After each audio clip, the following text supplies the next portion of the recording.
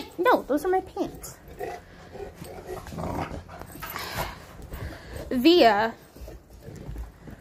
for the most part, treats these two as her babies. And they love Auntie Via. She does discipline them, though, but they still love her. Well, I mean, of course they do. Yeah, Via? We don't let these two really interact a lot, as in Astra and Ciji, just because we don't want littermate syndrome, so we keep their interactions to a minimum right now. But we do let them play, obviously. Go.